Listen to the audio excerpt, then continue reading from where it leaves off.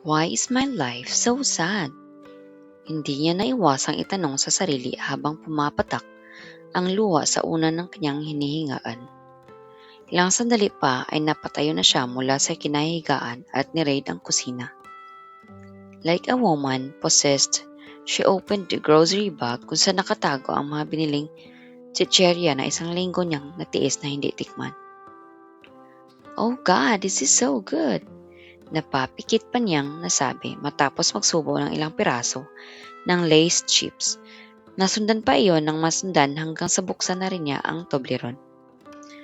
Food was like painkillers which gave her temporary relief from all her loneliness and misery. Binigyan siya ng mga iyon ng kasiyang siyang nawawala sa kanyang buhay. Wait lang, sabi niya sa kung sino mang nagdo-doorbell sa labas ng apartment unit niya. What are you doing, Chantal? Nanlaki ang mga matang tanong ni Devin nang pagbuksan niya at makita ang kanyang hawak na malaking bag ng chips at isang triangle ng Toblerone na kagat pa niya. Panandali ang napatulala ang dalaga nang makita ang boss. Oh, what are you doing nga ba, Chantal? Ang natauhan din niyang tanong sa sarili na biglang napatingin sa mga pagkaing hawak as if hindi niya maintindihan kung paano ba yun napunta sa kanyang mga kamay. Hindi ba dapat nagpapapayat ka? Ano yung ginagawa mo? Stuffing yourself with these junk foods? Inagaw nito ang hawak niya at pinagtatapon ang mga iyon sa basurahan. I couldn't help it. Isang linggo kong tiniis na hindi kainin ang mga yan. Pero kanina hindi ko na kinaya. I just had to take a bite. Pagdadahilan niya habang helpless na pinagmamasdan ang pagbubukas nito ng kanyang refrigerator at pagtatapon ng iba pang bad food na naroroon tulad ng ice cream, ang paborito niyang cheesecake, pati na rin ang nasa grocery bags na pawang cookies, chips, and chocolates ang laman.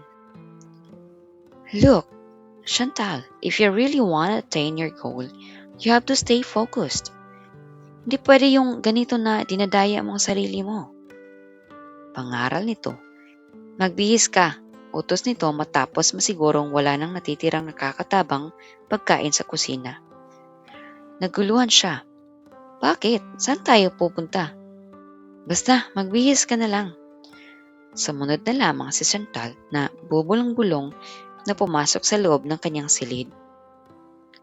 Ano bang ginagawa ng lalaking yan rito? At kung makapag-utos, akala niya yata pag-aari niya ako. What's your shoe size? Tanong sa kanya ni Devin nang dalhin siya nito sa Nike shop sa Glorieta. Size 8, sagot ni Chantal na hindi pa rin naiintindihan kung ano ba ang ginagawa nila roon. Miss, can you give her a cross-training shoes in size 8? Hiling ng binata sa sales clerk na lumapit sa kanila. Saka pakisamahan mo na rin ng workout clothes, dagdag pa nito. Hindi na kailangan. May cross-training shoes naman ako sa bahay at saka mas comfortable akong mag-workout using my old jogging pants and loose shirts. Tanggi niya nang matunugan ang intensyon nito sa pagdadala sa kanya sa lugar na iyon. No, you need new stuff dahil mula ngayon sa gym ka na mag-workout and I will be with you every single day. Saad nito. What? We'll be working out together? Bulalas niya. Not true. Keen on the idea.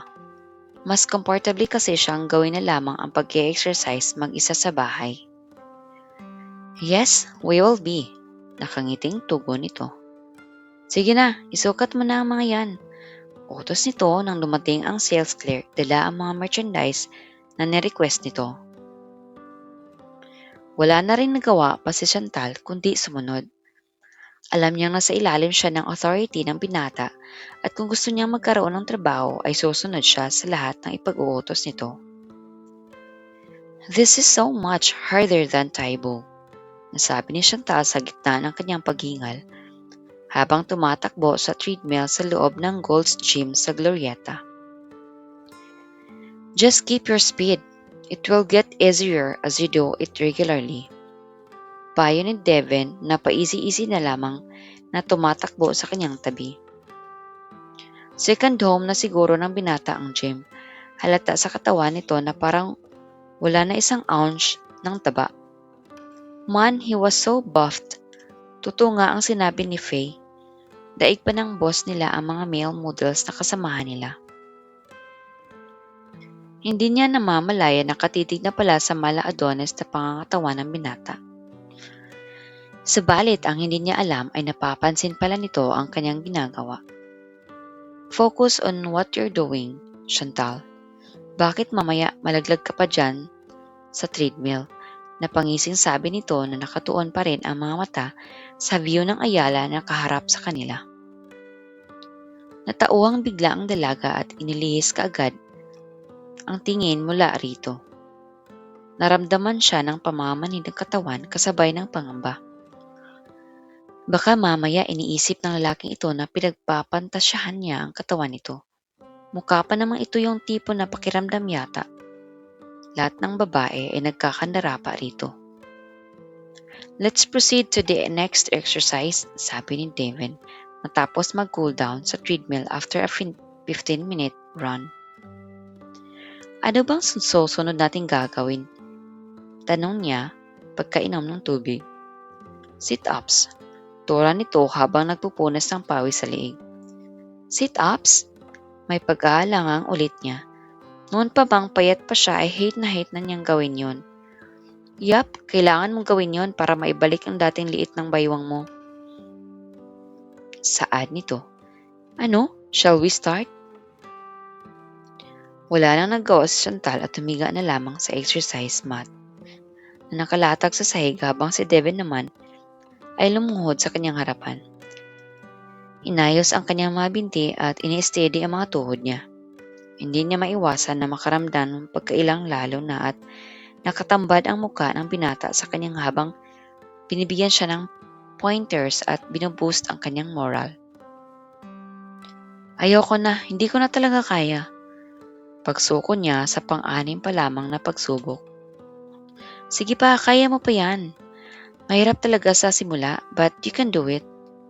Pagpupush nito sa kanya na nakahawak sa kanyang mga tuhod bilang pagsuporta upang hindi siya ma-out of balance sa pagtaas ng katawan. Pinilit niya ang sarili hanggang sa makaabot siya sa panlabing 5 try. That's good for now. Tomorrow I'll make it 20.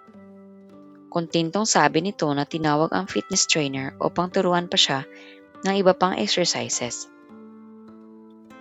Kahit nahihirapan, hindi nagtagal ay nagustuhan na rin ng dalaga ang kanilang mga ginagawa at nang tuluyang pagpapawisan ay nakaramdam siya ng ginawa na matagal na rin niyang hindi nadarama. It feels good, di ba, to move your body? Tanong ni Devin kay Chantal matapos ang workout at sila ay lumabas na mula sa Gold's Gym.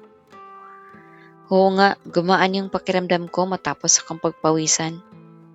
Pagsang-ayon niya, nakakatatapos lamang mag-shower at mag-freshen up sa locker room. At dahil na-burn ang kanyang mga calories ay nakaramdam na naman siya ng gutom. Pinilit niyang labanin iyon, ngunit naging malaking tukso ang pastries at chocolate cake na kanyang nakita mula sa nadaan ng pastry shop. Oh, wag mo nang natakamin ang sarili mo sa mga sweets na yan. Paalala ng David. I know a good restaurant which could serve us light and healthy foods. Sa pagkarinig pa lamang ng healthy foods ay naunahan na kaagad ang dalaga ng notion na walang lasa ang kanilang kakainin. Matagal ka namang nag-enjoy sa pagkain ng mga gusto mo eh. Ngayon magsakripisyo ka sa pagkain ng walang lasa. What do you want? Tanong nito nang nakaupo na sila sa loob ng isang restaurant na nagsaserve ng mga vegetarian dishes.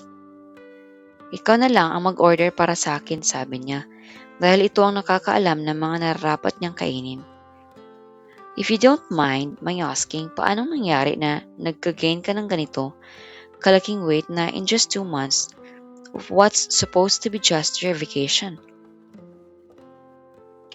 Naintrigang tanong ng binata matapos maibigay ang kanilang order sa waiter. Masyado ka bang nasarapan at nasiyahan sa kakakainin at nakalimutan mong may trabaho ka pang babalikan? Ang totoo, my boyfriend broke up with me kaya umiling ako kay Twinnie na huwag mo na akong bigyan ng assignment. I wanted to rest for a while and try to recover from what happened. Pero ang nangyari, binalot ako ng depresyon. I like myself at home. Lumalabas lang ako kapag pupunta sa grocery para bumili ng pagkain. Foods was my companion, my solace.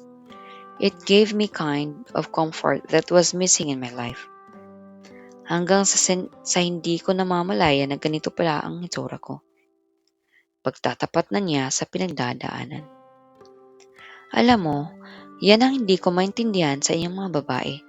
Kung bakit ang hilig-hilig ninyong tinotorture ang mga sarili nyo. Hindi ba mas dapat nga na lumabas kayo, work harder, meet new people so you'll be entertained? Sa wala nga akong ganang lumabas at magtatrabaho. Ang ibig mong sabihin nagpapatalo ka sa nararamdaman mo. Hindi mo naman lang ba sinubukang lumaban? Wala akong lakas na lumaban pagtatanggol niya sa sarili.